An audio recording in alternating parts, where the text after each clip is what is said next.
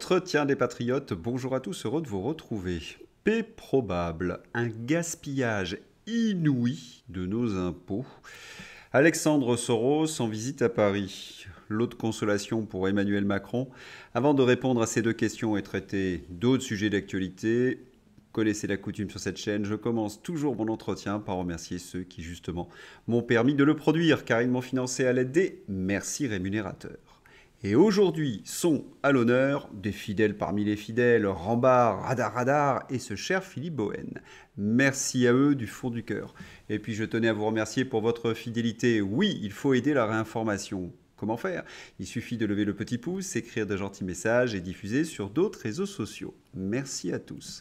On va revenir sur l'information que j'ai traitée vendredi. Valérie Hayé. Une part de notre destinée s'est jouée la nuit du 5 novembre outre-Atlantique. Cette situation n'est plus possible. Je ne vais pas reprendre ce discours d'une bêtise crasse, mais je rappelle seulement que Valérie Hayé voulait en même temps continuer la guerre en Ukraine contre la Russie et se battre contre Donald Trump. Oui, oui, il fallait se pincer pour y croire. Mais il y a surtout un signe qui ne trompe pas. Quand Emmanuel Macron envoie sa cruche en première ligne, c'est que lui-même n'y croit plus un instant. La situation donc, les macronistes s'agitent devant les caméras, mais les vrais décideurs, eux, agissent. Olaf Scholz. Olaf Scholz reprend contact avec Vladimir Poutine et fâche l'Ukraine. Le chancelier allemand s'est entretenu vendredi par téléphone avec le président russe. Une communication qui fait suite à un appel entre Donald Trump et Vladimir Poutine et s'explique par des questions de politique intérieure selon les journalistes aux ordres. Et cela irrite Kiev. Vous vous doutez qu'il m'a été impossible de trouver un article neutre sur la question. Toute la presse mainstream vomit sur le chancelier allemand. Rien d'étonnant puisqu'il défend Emmanuel Macron et Pustula. Mais intéressons-nous à la teneur de cet échange téléphonique. Selon le communiqué du Kremlin, Vladimir Poutine a rappelé que la crise ukrainienne était le résultat direct de la politique agressive menée depuis des années par l'OTAN, visant à créer, en territoire ukrainien, un bastion anti-russe, tout en ignorant les intérêts de sécurité de la Russie et en bafouant les droits des habitants russophones. En ce qui concerne les perspectives de règlement politico-diplomatique du conflit en Ukraine, le président russe a souligné que la Russie n'avait jamais refusé les négociations, interrompues par le régime de Kiev, et restait ouverte à leur reprise. Les propositions de la Russie sont bien connues. Les accords possibles doivent prendre en compte les intérêts de la Russie en matière de sécurité, s'appuyer sur les nouvelles réalités territoriales et surtout éliminer les causes profondes du conflit. Le sujet des relations russo-allemandes a également été abordé. Vladimir Poutine a constaté leur dégradation sans précédent dans tous les domaines en raison de la politique hostile des autorités allemandes. Il a été souligné que la Russie avait toujours respecté strictement ses obligations contractuelles dans le domaine de l'énergie et qu'elle était prête à une coopération mutuellement bénéfique, si l'Allemagne montrait de l'intérêt à cet égard. Il faut rappeler que l'Allemagne connaît une crise économique sans précédent, une perte de compétitivité et une récession en raison de l'augmentation des prix de l'énergie. L'Allemagne bénéficiait avant la guerre entre la Russie et l'Ukraine des prix compétitifs énergétiques grâce à l'apport du gaz russe.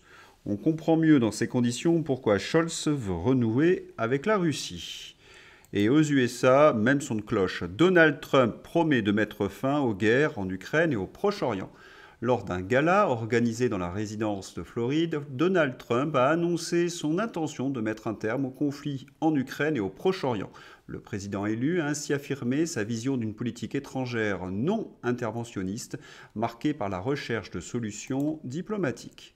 Là encore, les mêmes causes ont les mêmes effets en Allemagne ou aux États-Unis, parce que l'inflation américaine est également consécutive des crises ukrainiennes et moyen-orientales. Mettre un terme à ces deux conflits permettrait donc de faire cesser les tensions sur les prix du gaz et du pétrole et ramènerait donc un petit peu de pouvoir d'achat aux citoyens américains.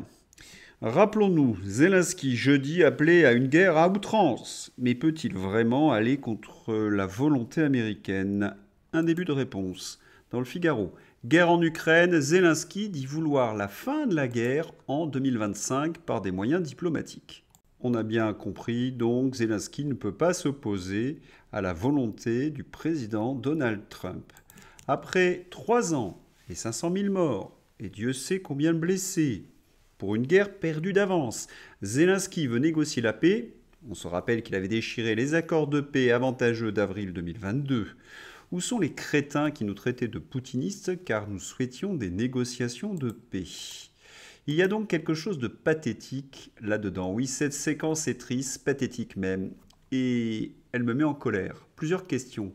Ceux qui ont utilisé l'Ukraine comme un bélier contre la Russie, puis l'ont rejeté comme il fallait s'y attendre, feront-ils leur examen de conscience? Et en France, ils sont nombreux, hein. C'est toute la classe politique française, à quelques rares exceptions, les journalistes et bien évidemment Emmanuel Macron.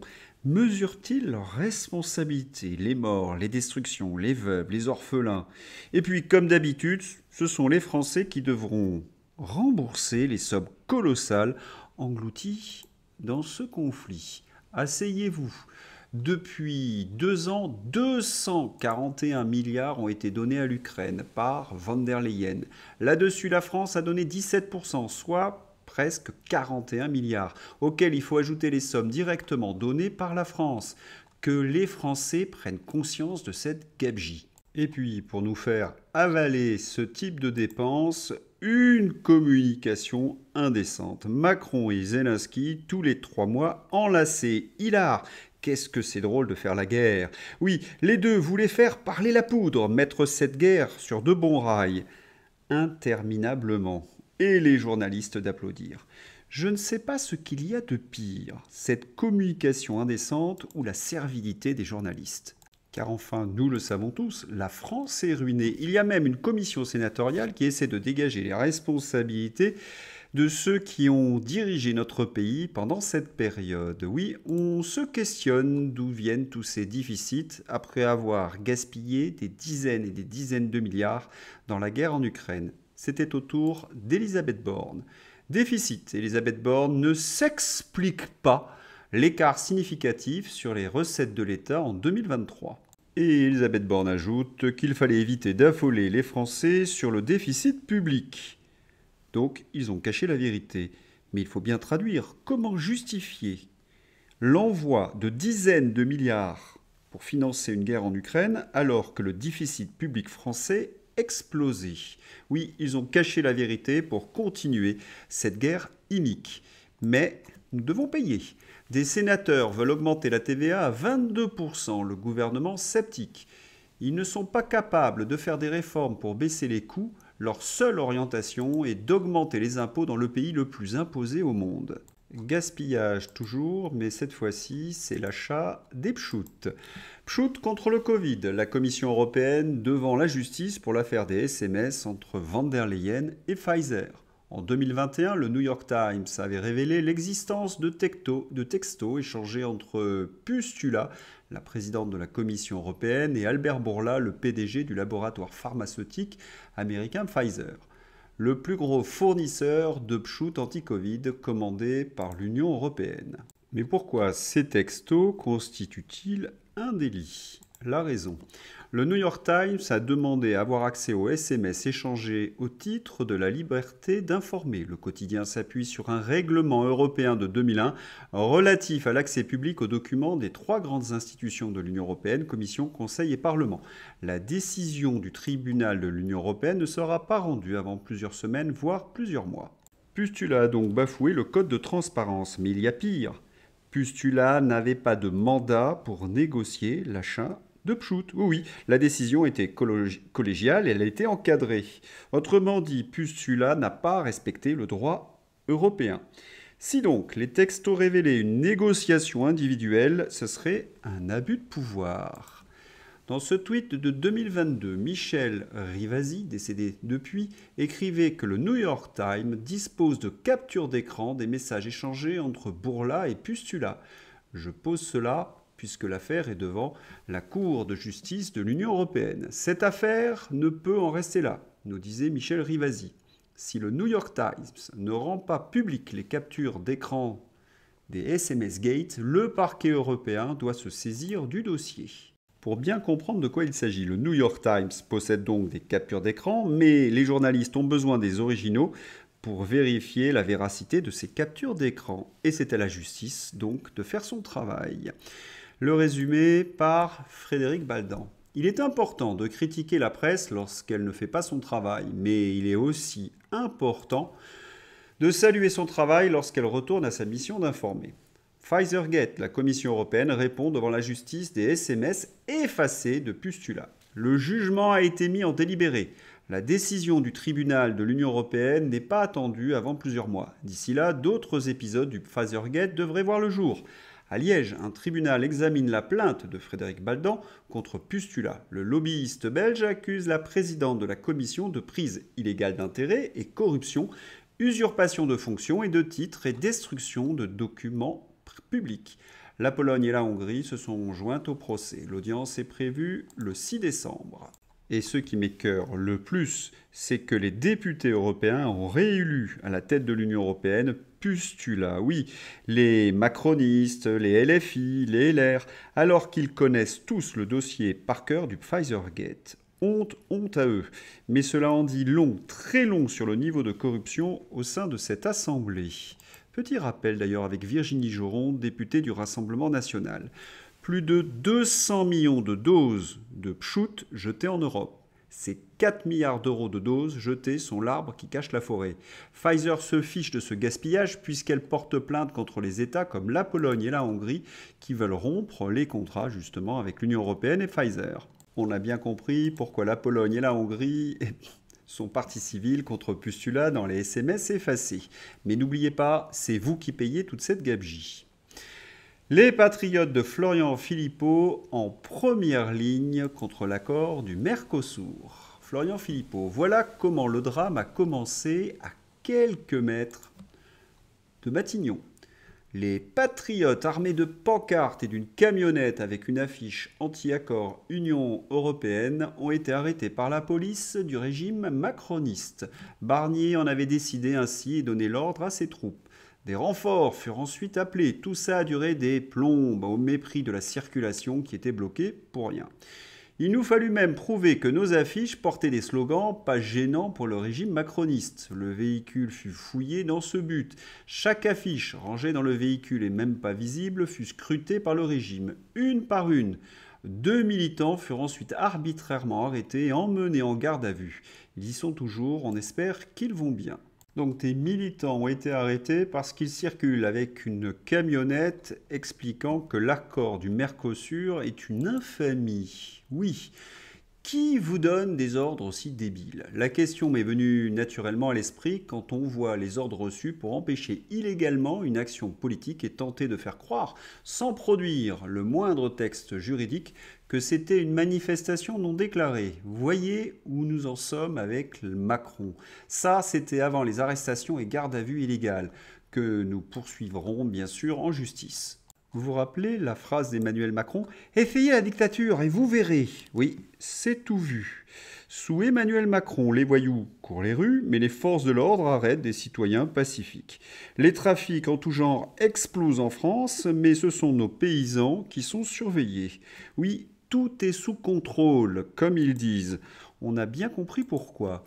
Seulement 3 à 10% des produits qui rentrent en France sont contrôlés, alors que nous, les paysans français, nous sommes contrôlés tous les jours, tous les 3 jours par satellite. Mais jusqu'où va-t-on aller? Véronique Le Floch, présidente de la coordination rurale sur France 3 Bretagne. Et oui, nos paysans sont bien plus contrôlés que les narcotrafiquants ou les poulets ukrainiens. C'est une question de priorité pour ce gouvernement. Ce fut à peu près la même chose avec les gilets jaunes. Rappelons-nous, certains des 30 éborgnés des gilets jaunes prennent la parole. Je n'oublierai jamais la violence déployée par l'État pour réprimer notre mouvement. Je n'oublierai pas non plus l'odieuse campagne de diffamation menée par les grands médias à notre encontre.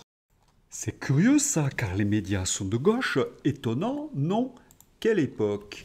Ce n'est pas une parodie, c'est le réel. On se pince, on se dit non, ce n'est pas possible, et pourtant si. Nous avons donc un ancien président de la République, Hollande, interrogé par quelques speakeriens qui délivrent son jugement définitif sur Trump, Musk, Poutine en quelques mots qui se veulent drôles et spirituels.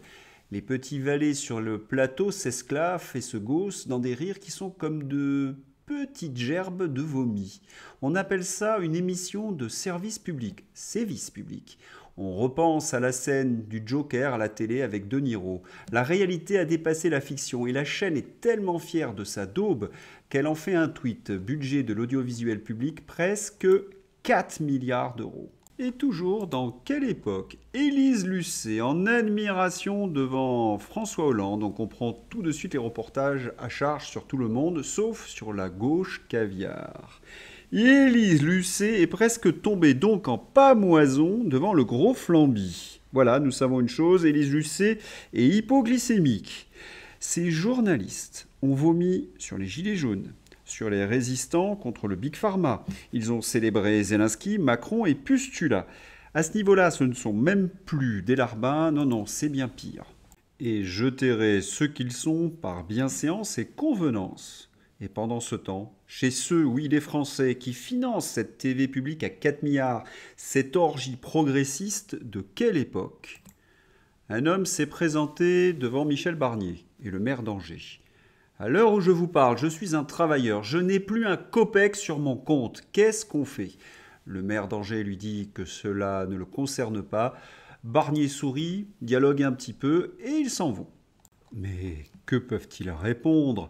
Barnier est en train d'augmenter les impôts pour éponger les milliards de la guerre en Ukraine, les achats d'Upshut, financer la télévision publique, financer la gestion des migrants. Les Français sont à découvert le 15 du mois? Eh bien, avec Michel Barnier, ce sera le 13. Et d'ailleurs, où il est le responsable de ce désastre? Que fait-il Emmanuel Macron? Ah, Emmanuel Macron, lui, il s'empiffre. Soumission. Ces photos, tweetées par Alexandre Soros, ont été prises lors du dîner du 7e Forum pour la paix à l'Élysée le 11 novembre. Agrandissez-les. On voit Emmanuel Macron et Barrot écouter comme des gamins apeurés le fils de George Soros leur donner des instructions guerrières contre la Russie. Macron festoie avec le roi woke, Alexander Soros. L'Open Society, vous savez, ceux qui financent l'invasion migratoire et toutes les folies woke. Et dire qu'il y a des électeurs de droite qui votent pour Emmanuel Macron. Quand Alexander Soros revient voir Emmanuel Macron lors d'un somptueux dîner payé par le contribuable français. Mais heureusement, depuis l'élection de Donald Trump, Soros est dans le viseur. Il a de gros soucis à se faire, et Macron également. Surtout que les révélations sur le Covid vont bientôt tomber. Et cela nous permettra de lutter plus efficacement contre tout ce wokisme. Dernière folie en date, le wokisme n'a plus aucune limite. Au nom de l'égalité des genres, des maires de France mettent des puces GPS sur les petits garçons et les petites filles dans les cours de récré. Et pour quelle raison puissent-ils nos enfants? Eh bien parce que les garçons ne partagent pas suffisamment l'espace de la cour de récréation avec les filles. Ces woke, ils sont quand même sacrément perturbés. C'est l'heure d'ouvrir la page fantasy et Elon Musk, je pense, est d'accord avec nous. Robert Kennedy, paraît-il, selon la gauche, que c'est un anti-science. Par contre, ça, c'est la science. Tout est dit. Grève du sexe. Whoopi Goldberg se solidarise du mouvement féministe anti-Trump et menace les hommes de faire la grève du sexe. Comment allons-nous survivre? Toujours dans la même veine avec un tweet du docteur Jérôme Marty. Aigreur et peur. Pensez pour mes consoeurs et confrères américains qui voient leur ministère tomber dans les mains d'un abruti totalement déjanté, puissent-ils garder la foi et continuer à se soigner encore et encore? Robert Kennedy Jr. est un anti-vax notoire et nommé par Donald Trump ministre de la Santé. Eh bien, dis donc, réponse de Bruno Gassio. Je ne vois pas pourquoi tout le monde s'excite en France sur Robert Kennedy Jr. à la santé aux US. Il va publier toutes les études sur les vaccins Covid et sur ceux qu'il y a dedans. Eh bien, c'est super, puisqu'il n'y a rien de caché dedans et qu'ils sont efficaces. J'ai bon? Belle ironie de Bruno Gassio qui nous explique pourquoi le docteur Marty est en panique. Kennedy Jr. toujours. Les gouvernements aiment les pandémies pour la même raison qu'ils aiment les guerres. Cela leur permet d'imposer des contrôles autoritaires à la population. Un mensonge. Notre mission, un mensonge doit avoir l'air vrai. La vérité doit avoir l'air fausse. Et pour cela, rien de tel que de faux experts et autres médecins de plateau. Moscovici, ridicule. Quand tu ne sais pas te servir de X et que t'es complotiste, Pierre Moscovici. J'ai publié à 2 reprises un post sur les nominations de Donald Trump, effacé en quelques secondes. Est-ce un hasard ? Un des posts dont Pierre Moscovici parle mentionne directement Donald Trump sans caractère devant son username. Ainsi, le tweet se trouve dans l'onglet Réponses. Plusieurs posts concernant les nominations de Donald Trump sont disponibles sur son profil. Et dire qu'on a confié à Pierre Moscovici le ministère de l'économie. Il y a quand même des choses qui s'expliquent. Des nouvelles de Julien Baguette. Et les trolls fâchés, si on se tire tous de Twitter, vous n'allez pas vous ennuyer un peu? C'est une question rhétorique, hein. Je me passerai donc de lire les commentaires des trolls. Bonne journée à tout le monde. Et pour ceux qui partent, vous pouvez aussi me retrouver sur Blubsky, Thread, Insta, WhatsApp, Twitch. Donc pas d'inquiétude, on se reverra. N'oubliez pas que ceux qui veulent s'en aller de X actuellement le font. Non pas parce qu'ils ne peuvent pas s'exprimer, mais bien parce que vous pouvez encore le faire. Bien vu. N'oubliez jamais que ces 3 cornichons sortent du même bocal. J'espère que vous avez apprécié cet entretien. Je vous souhaite un excellent dimanche. À bientôt. Au revoir.